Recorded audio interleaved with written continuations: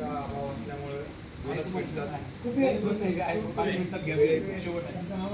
कवी कुलगुरू कालिदास संस्कृत विद्यापीठ रामटेक श्री चक्रधर महाविद्यालय अहमदपूर जिल्हा जालना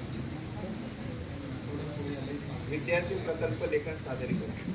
माझ्या प्रकल्पाचा विषय आहे आचार्य श्री दत्तवर्दी महंत पालिंकर मुरलीधर कवीश्वर महानुभाव यांच्या काव्य साहित्याचे अध्ययन।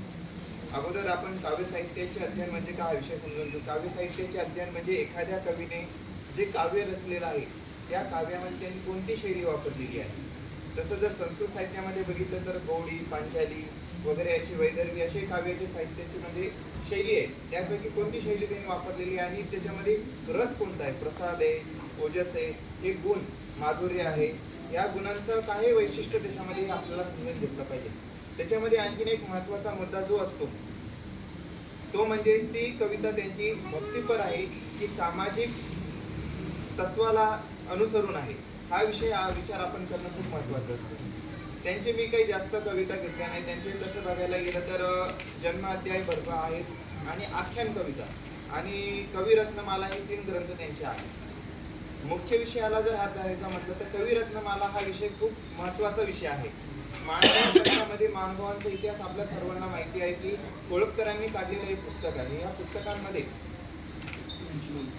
याची नोंद आहे पण आणि त्याच्यानंतर कवी काव्यसूची विल भावे यांनी पण एक मानभावीय कवी काव्यसूची तयार केली होती, पण त्याच्याही अगोदर 83 सालामध्ये त्यांनी कवी रत्नमाला ही आर्यवृत्तामध्ये त्यांनी निर्माण केलेली एक काव्य आहे।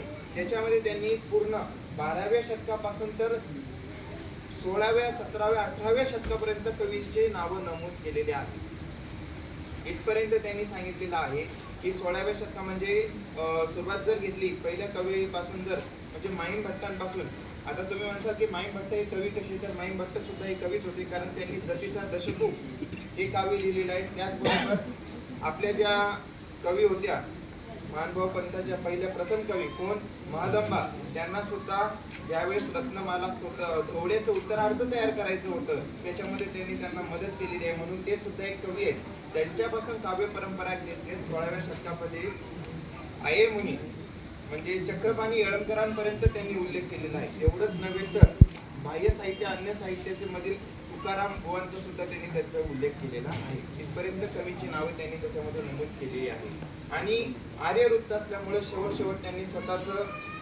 जन्मगाव, स्वतःच्या आई वडिलांचं नाव आणि शेवट तो ग्रंथ कुठे समाप्त झालेला आहे याचा सुद्धा त्यांनी उल्लेख केलेला आहे। याच्यानंतर जर बघायला गेलं तर आख्यान कविता हा मानव पंथांमध्ये बहुतांश आपण बघायला भेटतो, जसं की रुक्मिणी स्वयंवर आहे, त्या अभिमन्यू स्वयंवर आहे, त्यानंतर बरेचसे असे धापसी चरित्र आहे, अशी आख्यान कविता आपल्याला बघायला भेटतात। त्यापैकी एक आख्यान कविता त्यांनी अभंग छंदामध्ये लिखाण केलं, ते म्हणजे श्री चक्रपाणी महाराजांचा जन्माध्याय आख्यान आणि श्री चक्रधर स्वामींचं जन्माध्याय आख्यान, हे 2 आख्यान त्यांनी लिखाण केलेले आहे।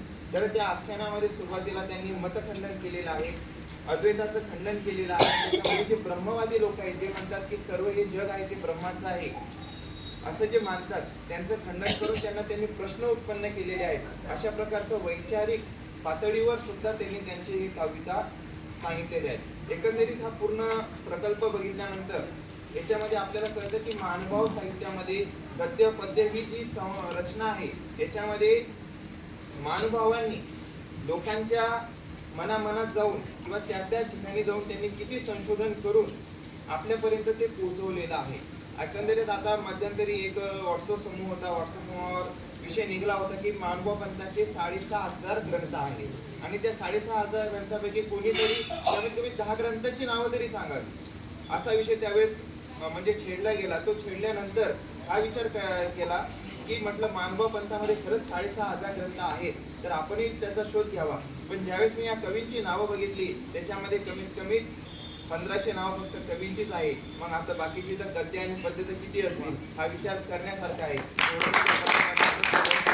सारांश सांगायचं म्हणजे शेवटी त्याच्यामधलं की हा प्रकल्प करत असताना काही गोष्टींचा विचार मी घेतला की कारंजेकर कुळ हे महत्वाचं आहे। त्याच्यामध्ये पालिंकर महंत हे कारंजेकर कुळामध्ये ज्या 27 गाद्या आता सध्या उभ्या आहेत, तसं 150 परिवार आहे, त्याच्यामध्ये पालिमकर ही एक मूळ गादी आहे त्यांची शिष्य गाद्यांपैकी. आणि कारंजेकर कुळामध्ये असे भरपूर कवी होऊन गेलेले आहेत. माझा मागचा प्रकल्प होता तो आयमुनी कारंजेकरांचा काव्य साहित्यावर होता. त्यांनी जसं त्याच्यामध्ये आहे ना आपला तो अंताक्षरीपट त्यांनी श्रीकृष्ण चरित्र आणि श्रीकृष्ण काव्य त्यांनी लिखाण केलेलं होतं. आणि त्याच याच्यावर मी आता पुढे हा आपला पालिमकर महानुभावांचा जो काव्य साहित्याचा अभ्यास हा प्रकल्प तुमच्या पुढे ठेवलेला आहे. कोणाला काही प्रश्न असेल तर विचारू.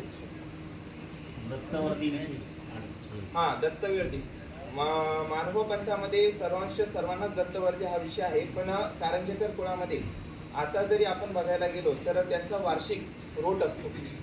त्या रोटाला जो विशेष असतो त्याला दत्तात्रय प्रभूंचा विशेष म्हणजे रोटाचा विषय असं उल्लेखलं जातं. तो विशेष त्यांचं कुलदैवत असल्यामुळे म्हणजे कुळ दैवत असं कुळवंदन असल्यामुळं दत्तवर्दी हे नाम उल्लेख केलं जातं. आणि ज्या कवीश्वर होते आचार्य श्री कवीश्वर बास हे माहूरला स्थायिक झाले आणि तिथून ती पुढे परंपरा नाती नागायसापासून पुढे चालत आली. आणि पुढे म्हणजे जर बघायला गेलं ते कमळाकर मुनी होते, मुनिव्यासकोटी होती, सगळी परंपरा तिथून चालत आली म्हणून त्यांना दत्तवर्ती म्हटलं.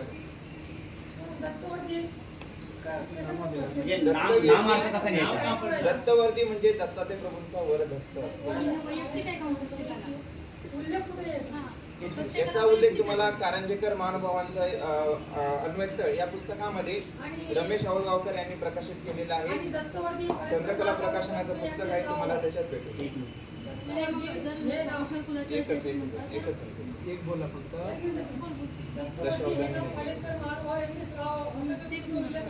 असा कुठेही उल्लेख नाही. पण परंपरेनुसार कारंजेकर कुळामध्ये दत्तवर्दी हा विषय म्हणजे हे नाम लावलं. पण इतर कुठल्याच महंतीला म्हणा किंवा कुठे लावता येत नाही. पण लावता येतं. लावल्या जात नाही.